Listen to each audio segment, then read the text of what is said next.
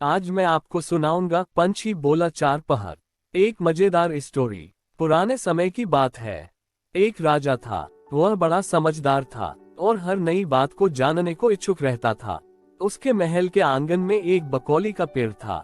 रात को रोज नियम से एक पक्षी उस पेड़ पर आकर बैठता और रात के चारों पहरों के लिए अलग अलग चार तरह की बातें कहा करता। पहले पहर में कहता, किस मुख दूध पिलाऊं, किस मुख दूध पिलाऊं। दूसरा पहर लगते बोलता, ऐसा कहूं न दीख, ऐसा कहूं न दीख। जब तीसरा पहर आता तो कहने लगता, अब हम करबू का, अब हम करबू का। जब चौथा पहर शुरू होता तो वह कहता, सब बम्मन मर जाएं, सब बम्मन मर जाएं। राजा रोज रात को जागकर पक्षी के मुख से चारों पहरों की चार अलग अलग बातें सुनता तो सोचता पक्षी क्या कहता है, पर उसकी समझ में कुछ न आता। राजा की चिंता बढ़ती गई।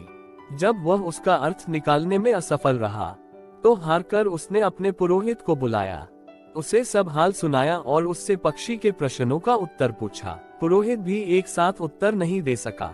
उसने कुछ समय की मोहलत मांगी और चिंतित होकर घर चला आया। उसके सिर में राजा की पूछी गई चारों बातें बराबर चक्कर काटती रहीं। वह बहुत देर तक सोचता रहा, पर उसे कोई जवाब न सूझा। अपने पति को हैरान देखकर ब्राह्मणी ने पूछा, तुम इतने परेशान क्यों दिख रहे हो? मुझे बताओ, बात क्या है? ब्राह्मण ने कहा, क्या बताऊं? एक बड़ी ही कठिन समस्या मेरे सामने आ खड़ी हुई है। राजा के महल का जो आंगन है, वहाँ रोज रात को एक पक्षी आता है और चारों पहरों में नित्य नियम से चार अलग अलग बातें कहता है। राजा पक्षी की उन बातों का मतलब नहीं समझा, तो उसने मुझसे उनका मतलब पूछा, पर पक्षी की पहेलियां मेरी समझ में भी नहीं आती। राजा को जाकर क्या जवाब दूं, बस इसी उधेड़ मन में हूँ। ब्राह्मणी बोली, पक्षी कहता क्या है, जरा मुझे भी सुनाओ। ब्राह्मण ने चारों पहरों की चारों बातें कह सुनाई। सुनकर ब्राह्मणी बोली, वाह, ये कौन कठिन बात है, इसका उत्तर तो मैं दे सकती हूँ। चिंता मत करो, जाओ राजा से जाकर कह दो कि पक्षी की बातों का मतलब मैं बताऊंगी। ब्राह्मण राजा के महल में गया और बोला, महाराज, आप जो पक्षी के प्रश्नों के उत्तर जानना चाहते हैं, उनको मेरी स्त्री बता सकती है।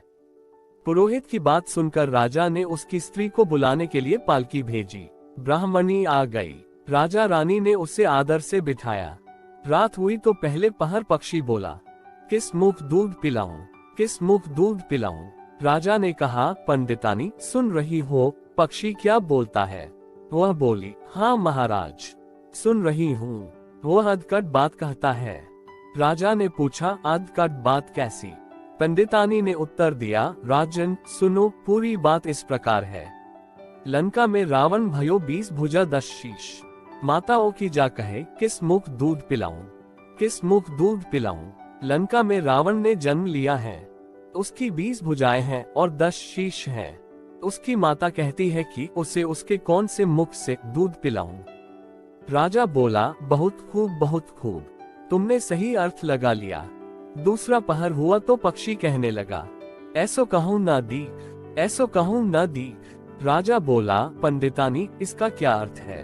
पंडितानी ने समझाया, महाराज सुनो, पक्षी बोलता है, घर जम नवदीप, बिना चिंता को आदमी, ऐसो कहूं ना दीख, ऐसो कहूं न दीख। चारों दिशा, सारी पृथ्वी, नवखंड, सभी छान डालो, पर बिना चिंता का आदमी नहीं मिलेगा। मनुष्य को कोई न कोई चिंता हर समय लगी ही रहती है। कहिए महाराज, सच है या नहीं? राजा बोला, तुम ठीक कहती हो।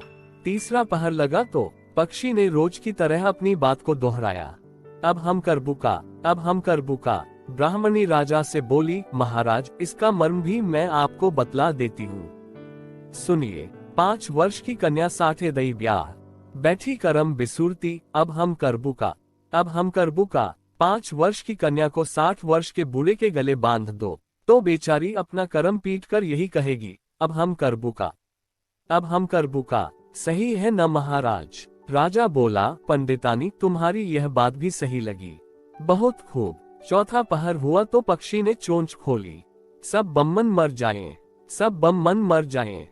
तभी राजा ने ब्राह्मणी से कहा, सुनो पंडितानी, पक्षी जो कुछ कह रहा है, क्या वह उचित है? ब्राह्मणी मुस्कुराए और कहने लगी, महाराज, मैंने पहले ही कहा है कि पक्षी अधकट बात कह रहा है। वह तो ऐसे सब ब्राह्मणों के मरने की बात कर रहा है। विश्वासंगत जो करे सुरा मांस जो खाए, बिना सपरे भोजन करे वह सब बम्मन मर जाए, वह सब बम्मन मर जाए। जो ब्राह्मण वेश्या की संगति करते हैं, सुरा और मांस का सेवन करते हैं और बिना स्नान किए भोजन करते हैं, ऐसे सब ब्राह्मणों का मर जाना ही उचित है। अब बोलिए, पक्षी का कहना ठीक है या नहीं? राजा ने कहा, तुम्हारी चारों बातें 52 तोला पाव रत्ती ठीक लगी, तुम्हारी बुद्धि धन्य है। राजा रानी ने उसको बढ़िया कपड़े और गहने देकर मान सम्मान से विदा किया। अब पुरोहित का आदर भी राजदरबार में पहले से अधिक बढ़ गया। धन्यवाद।